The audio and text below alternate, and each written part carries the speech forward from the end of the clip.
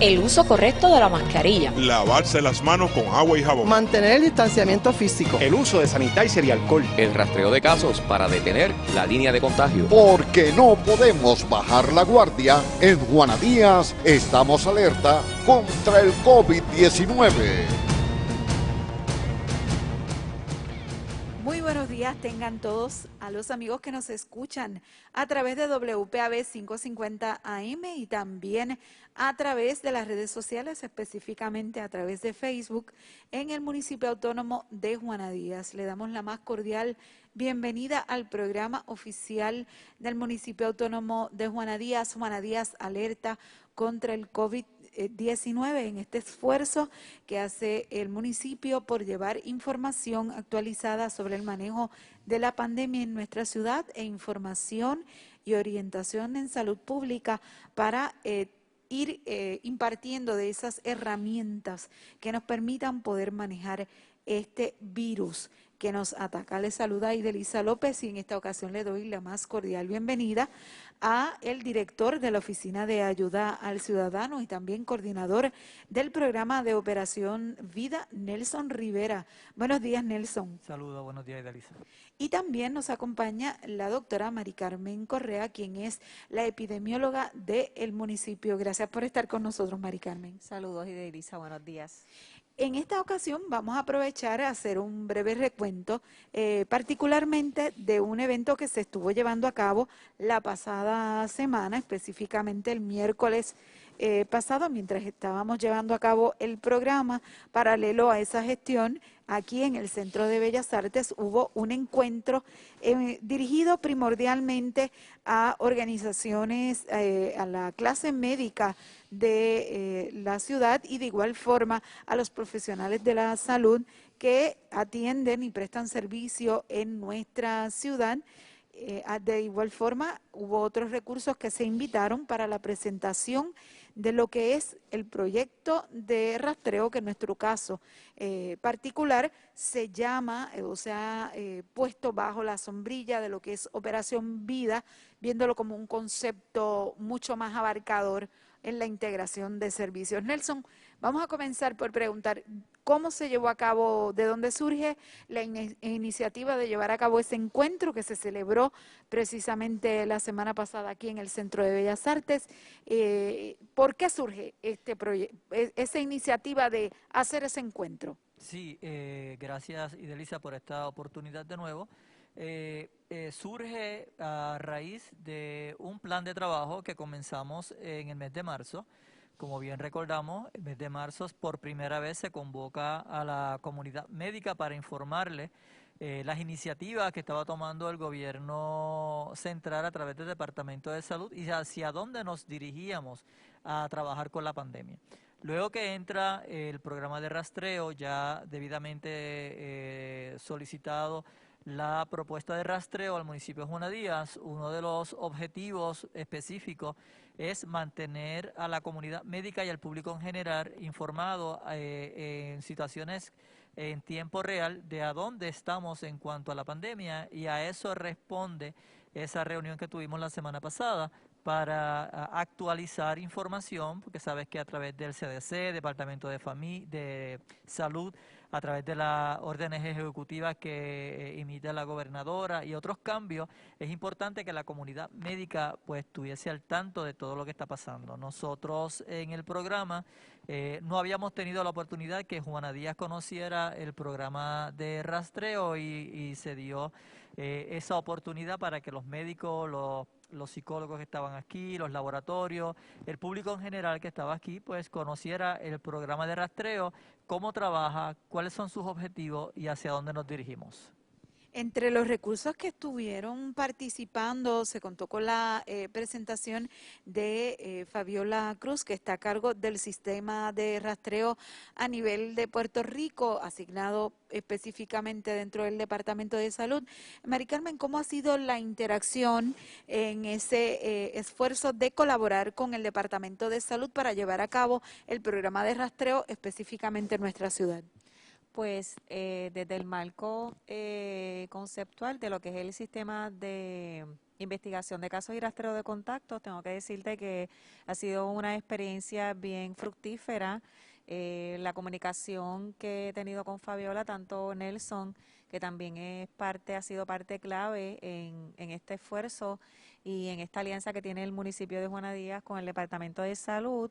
Ese día Fabiola estuvo presentando básicamente el componente de la estructura completa a nivel de todo Puerto Rico para que los presentes pues conocieran cómo es que se da el sistema de rastreo a nivel municipal.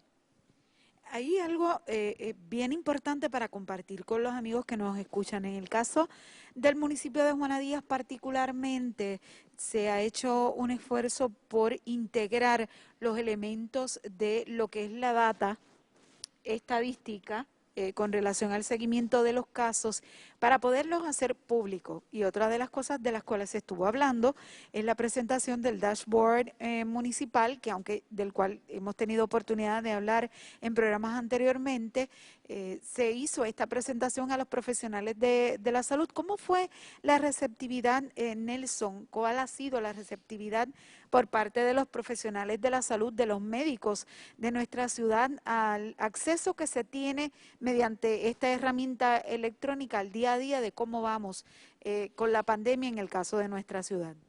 Te tengo que decir que son unas estrategias que nos debemos de sentir como juanadinos bien orgullosos, porque no todos los municipios tienen esas herramientas para mantener informado a todo su público en general.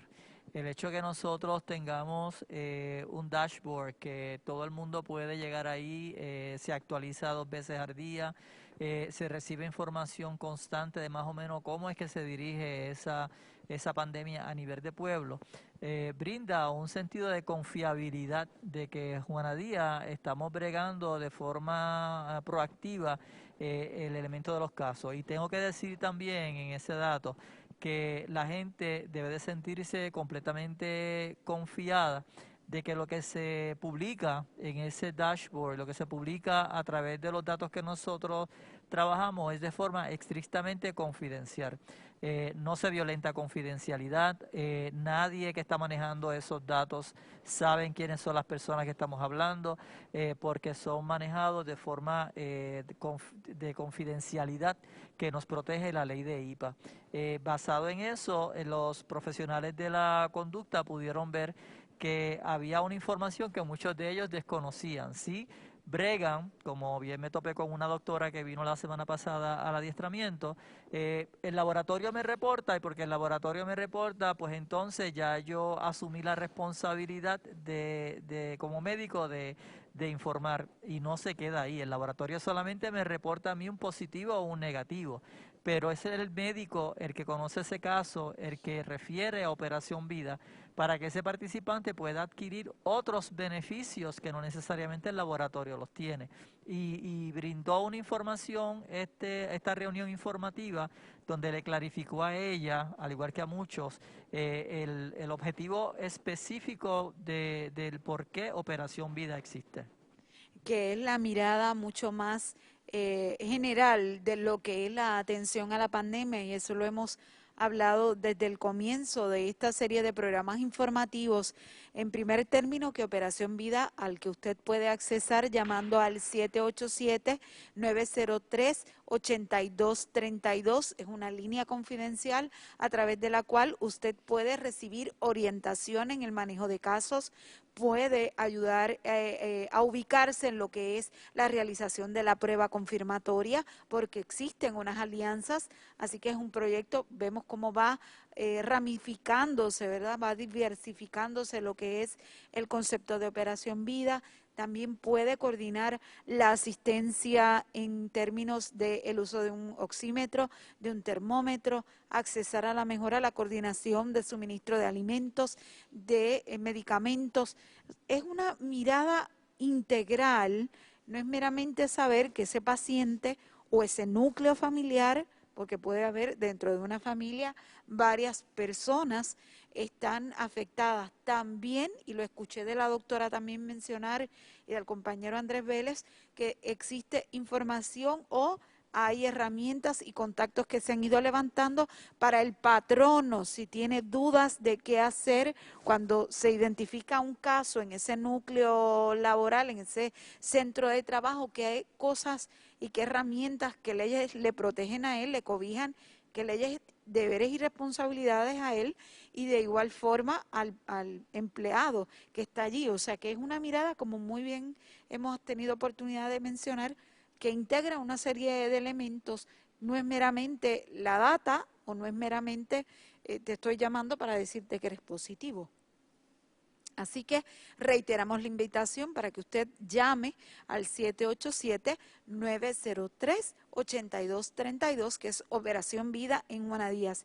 Pero no nada más nos quedamos con eso, es como hemos estado hablando, usted puede contactar a través del internet, específicamente en datoscovidjd.com, la información diaria que se ubica allí de cómo va esa estadística, de dónde están los casos. Se hace un análisis bastante general, pero al menos permite conocer cómo vamos en decir, por ejemplo, pues el rango que sigue siendo de mayor contagio son las personas de mayor edad o en un momento determinado porque eran las féminas en un renglón. O sea, todas esas cosas a medida que va evolucionando la pandemia va cambiando. Así que esos son ese tipo de cosas que se quieren llevar ahí. No sé si Mari Carmen tiene algo más que abundar con relación a, por ejemplo, cómo nos hemos ido moviendo, porque como mencionaba, el dashboard ha permitido ver, por ejemplo, que en un momento determinado estaban las personas de mayor de 60 años como los de mayor contagio, pero otras veces han sido las féminas. Unas veces ha sido el área del centro urbano, la de mayor caso, y otras veces ha sido, por ejemplo, en un momento determinado, al principio fue Río Cañas Abajo y en otra instancia fue Capitanejo. Así que hay de una evolución y esa data usted la puede ver y percibir y ver cómo está ese análisis día a día. En efecto, Idelisa, y quisiera mencionar también que el grupo de trabajo, aparte de todos estos datos que podemos ver a través del dashboard, podemos hacer también unas descripciones de hallazgos en términos de las entrevistas que realizó el grupo de trabajo y entre los hallazgos más importantes que ellos identificaron en nuestra población juanadiguina, se encontró que la mayoría de los contagios han sido comunitarios, que entre ellos cumpleaños, reuniones familiares, lo hemos hablado anteriormente, que la mayor incidencia de casos en la clase trabajadora, un aumento de casos asintomáticos de los 159 casos que tenemos al momento, un 72% de estas personas son asintomáticos. Dentro de esos hallazgos también podemos mencionar que los pacientes con más de 14 días del diagnóstico inicial tienen un periodo de convalecencia hasta 45 días. Se identificaron también necesidades en los pacientes Juana Díaz que se desprende de las entrevistas que el equipo de trabajo de rastreo le hizo a los casos, y es la necesidad de salir a la calle para la obtención tanto de alimentos, medicamentos o productos de primera necesidad. Y es aquí donde entra la importancia de tener un enlace con lo que es el programa Operación Vida a través de Ayuda al Ciudadano, que Nelson estoy segura que le puede dar mayor detalle en relación a eso, debido a la inseguridad alimentaria que estamos pasando y que ha salido a raíz del COVID. Antes de pasar a Nelson para que nos abunde un tanto en eso, bien interesante que durante la presentación que se llevó a cabo el miércoles, varios de los compañeros que integran la fase de investigación y rastreo de los casos hicieron esa ilustración y lo comentábamos antes de iniciar el programa, esa ilustración que de una llamada de contacto, eso se va ramificando y cómo se va ramificando, hasta dónde llega. ¿Nos puedes explicar, Mari Carmen, un tanto de qué se trata esa gestión de cuando se genera una llamada y se hace el análisis de ese caso, hasta dónde se puede seguir en ese proceso de análisis y rastreo de casos? Pues un ejemplo de ello es cuando se hace una investigación, que es una entrevista inicial, se procede a preguntar los contactos de este caso. Esos contactos se pueden extender desde su núcleo familiar. Hemos tenido casos que se extiende hasta 16 contactos adicionales porque pueden incluir desde la persona que le hace el patio en la casa, compañeros de trabajo, y el resultado de esto es que por cada contacto por cada caso se encontraron 2 contactos que al menos positivo, esto representa un 18% de una vez se le realiza el rastreo de estas personas, se pone en aislamiento el caso, se ponen en cuarentena a los demás contactos y se le hacen las pruebas PCR, arrojo con 18% de estas personas están dando positivo. Doctora, quizás posiblemente de ahí radica la importancia de que no bajemos la guardia. Decirle a las personas que se queden en sus casas en esta etapa es un poco difícil porque incluso las circunstancias obligan. Por ejemplo, muchos ya no nos queda de otra que acudir a nuestro centro de trabajo. Así que entramos en unas dinámicas que posiblemente mientras estaban en nuestra casa y con la poca disponibilidad de centros para ir y visitar era muchísimo más limitado. Pero en esta etapa toma una gran relevancia que no bajemos nunca la guardia y que la mascarilla, el lavado de manos y el distanciamiento social sea el pan nuestro de cada día. De ahí radica esa importancia, ¿verdad? Porque a lo mejor posiblemente está la inquietud de decir, pero es que yo voy a tantos sitios, ¿de qué vale que yo tenga en mente a dónde he ido, con quién he contactado? ¿Dónde radica la diferencia? ¿Es si yo voy al supermercado y realizo compra, todas esas personas con las que yo interactúo entran en problema? ¿O qué tendría que ocasionar para que si yo digo, pues mira, una de las cosas que yo hice fue ir al supermercado, se descarta o no se descarta dentro de esa línea de contactos? Ahí me gustaría que explicaras también un poquito, Mari Carmen, doctora Correa, que lo mencionaste, la diferencia, que hay una gran confusión con eso también entre lo que es aislamiento y lo que es cuarentena, que parte también de la premisa de lo que está trayendo la compañera.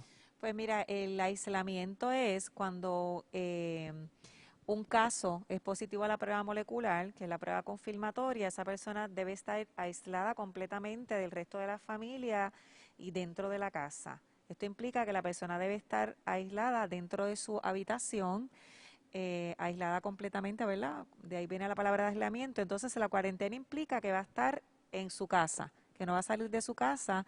Hay muchas personas que, depende de la percepción de riesgo que tengan, a veces incumplen con este tipo de recomendaciones, sobre todo las personas que son asintomáticas, porque hay un desconocimiento y piensan que porque están asintomáticas no tienen la capacidad de poder contagiar a otras personas.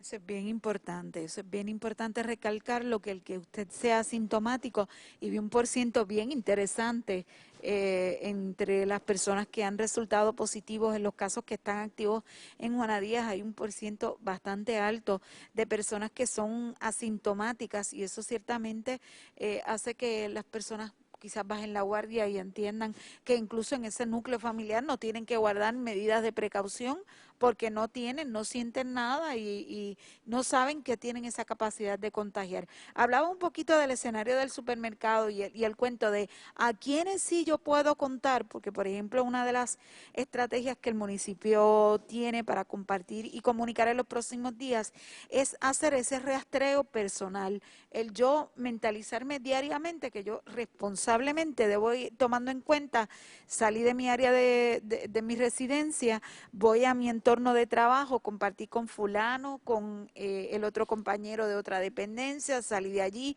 fui a almorzar, fui a hacer unas compras. ¿Hasta dónde debe haber ese alcance en ese rastreo en el caso que yo fuese a dar positivo y que cuando me entrevisten yo debo tomar en cuenta y decirle estuve en contacto con tal y cual más personas? Pues de ahí partiríamos de lo que es la definición de lo que es el contacto directo, que son todas estas personas con las que tuvimos algún tipo de interacción por más de 15 minutos a menos de 6 pies, aún teniendo la mascarilla. Básicamente partiríamos de ese punto. Podría darse incluso la posibilidad de que en centros posiblemente de trabajo de estar compartiendo herramientas y eso, herramientas comunes de trabajo y eso incrementar mucho más la posibilidad del contagio aun cuando se utilice, por ejemplo, la mascarilla, doctora. Definitivamente, porque tenemos una tendencia a llevarnos las manos a la cara.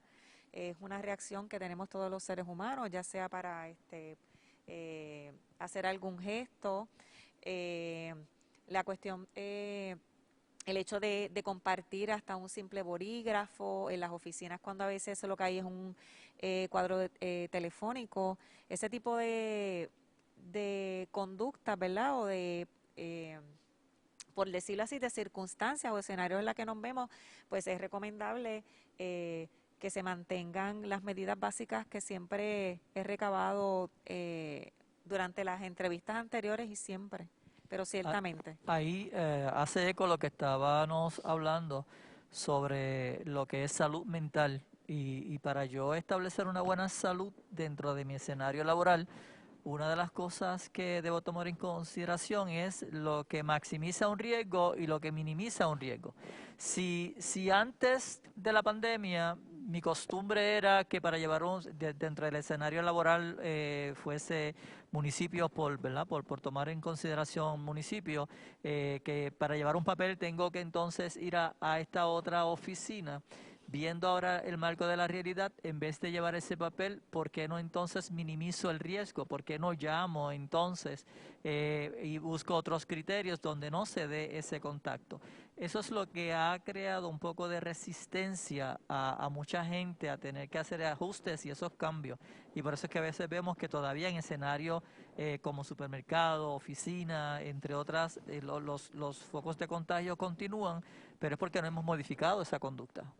Y hay que señalar que existe ciertamente quizás un poquito, y más en tiempos recientes, cuando se han ido levantando las medidas por parte del gobierno central en las órdenes ejecutivas de permitir ciertas cosas que en un inicio de la pandemia, cuando había menos casos, no se permitían, y ahora que la incidencia está un poco no, sustancialmente más alta, se han ido liberalizando y quizás eso ha creado una sensación de que aquí no ha pasado nada, de que esto es un capítulo aparte, y si nos dejamos llevar por lo que le ha pasado al presidente de los Estados Unidos, posiblemente hay gente que diga, mira, esto es una bobería, esto con un poquito se tiene y se puede salir al otro lado, están exagerando un tanto la nota cuando esa no es la realidad, porque incluso en Estados Unidos ya estamos hablando de más de 200,000 personas que han sido víctimas.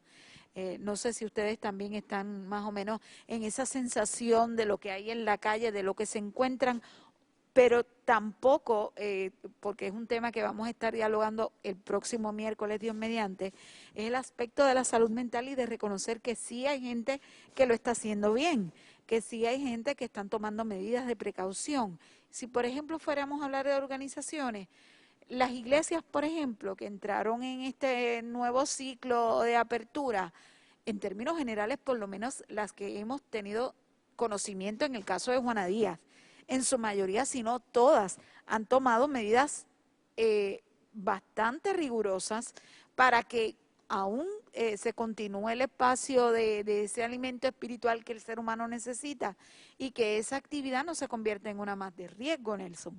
Eso es así, y exhortamos a todas aquellas iglesias en Juana Díaz que todavía no tienen un protocolo o desean perfeccionar su protocolo, que pasen por la oficina de ayuda al ciudadano. Allí la doctora Correa está en la mejor disponibilidad de llegar hasta su iglesia, ver ese espacio, ver cómo podemos modificar, crear, perfeccionar ese protocolo para minimizar ese riesgo. Ya lo hemos hecho con diferentes iglesias. Recientemente lo hicimos con la parroquia San Ramón Donato, que tiene un excelente proceso de seguridad, y eso pues alivia cuando vamos al contact tracing y vemos que hay una persona que nos dice, pues mira, es que esta persona la semana pasada estuvo en la iglesia. Pues ya nosotros conocemos de ese protocolo y podemos determinar entonces si hay riesgo, si no hay riesgo, viendo que hemos visto una identidad que es rigurosa en su proceso de seguridad. Nelson, ¿qué otra dinámica podemos compartir con los amigos que nos ven y que nos escuchan? ¿Pudieron ustedes recibir o ese insumo? El término correcto. ¿Qué insumos recibieron de parte de la comunidad médica y de la comunidad de profesionales de la salud de Juana Díaz una vez se completó la presentación que se estuvo llevando a cabo el pasado miércoles? Pues mira, Edelisa, también fue un proceso de evaluación para nosotros.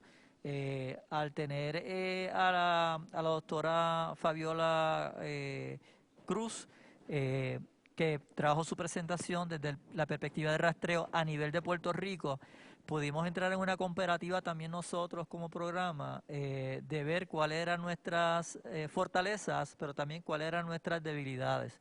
Y una de las fortalezas que tengo que mencionar, que el programa desde sus inicios identificó, pero ha mantenido, es la necesidad de dar alimento a la población que desde el shutdown y desde el proceso de mantener a esta persona en aislamiento, pues lo hemos tomado con mucha seriedad y lo hemos visto. Recientemente me contaba la doctora Correa que el CDC saca un artículo que está relacionado al concepto de hambre ante el ojo de la pandemia, donde si no tienes una buena nutrición, si no tienes unos alimentos balanceados, pudiera también alterar tu sistema inmune, al igual que pudiera perjudicar o beneficiar, si fuese el caso, a lo que tiene que ver con la salud. Y en Juana Díaz, como bien tú reconoces, desde el día cero que comenzamos con esta situación de la pandemia, nosotros nos dimos a la tarea a atender esa necesidad. Fuimos uno de los primeros municipios, y así lo pude ver en esa presentación, viendo la comparativa con otros municipios, que pudo mantener una comunicación directa con comedores escolares para que durante el mes de abril, mayo, junio y julio se pudiera mantener 2 comedores escolares abiertos para que le pudiéramos dar alimento a nuestros niños. Pudimos darle alimentación a través de los hogares envejecientes, a los hogares que habían sido prácticamente abandonados y quedaron solos. Y eso yo lo valorizo bajo una fortaleza que el programa tiene que no tienen otros programas a nivel de Puerto Rico. Hacen mención de los centros de cuidado de personas, de centros de cuidado prolongado a personas de tercera edad o personas con condiciones de salud severos. Juana Díaz tiene varios. En nuestro caso, yo entiendo que son unos 7 o 9 de ellos. Son como 14. Ese es el número, gracias por la aclaración, 14. ¿Cómo ha ido esa interacción con estos centros de cuidado que entre los invitados estuvieron ellos en la presentación? Pues mira, para nosotros era importante, ya que ahora se está viendo a la población envejeciente como siempre se ha visto como una población en riesgo, pero hay que incluirlos porque, como bien mencionamos, el proceso de cambio que se está dando a través de las medidas, pues hay programas que se están creando y era importante que ellos escucharan la iniciativa de esos programas, que ellos pueden tener accesibilidad a esos fondos, especialmente para los pacientes COVID, dentro de sus áreas, equipo, maquinaria, entre otras cosas como lo que son los fondos CARE Act, que no necesariamente están atados al programa de rastreo. Fondos CARE Act es mucho más amplio y ahora pues se busca que estas identidades puedan accesarlos. Para nosotros los centros de envejecientes siempre han sido nuestros aliados y siempre buscamos las formas de apoyarlo, desde María, de los terremotos y ahora pues COVID pues tampoco era la excepción. Ellos quedaron muy agradecidos de la invitación, se establecieron unos diálogos que vamos a continuar para que ellos puedan entonces poder mejorar el servicio que le brindan a sus pacientes. Bueno, de esta forma nosotros vamos concluyendo el programa en la mañana de hoy, no sin antes nuevamente repetir que está disponible la línea de Operación Vida en Juana Díaz, es el 787-903-8232 para orientación, para coordinación de servicios, para patronos o para individuos que quieran informarse sobre el manejo de la condición. Usted puede contactar al equipo de trabajo de Operación Vida y de igual manera puede ir dándole seguimiento a lo que es la data estadística relacionada con Operación Vida a datoscovidjd.com. Tengan todos muy buen día. Gracias. El uso correcto de la mascarilla. Lavarse las manos con agua y jabón. Mantener el distanciamiento físico. El uso de sanitizer y alcohol. El rastreo de casos para detener la línea de contagio. Porque no podemos bajar la guardia, en Juana Díaz estamos alerta contra el COVID-19.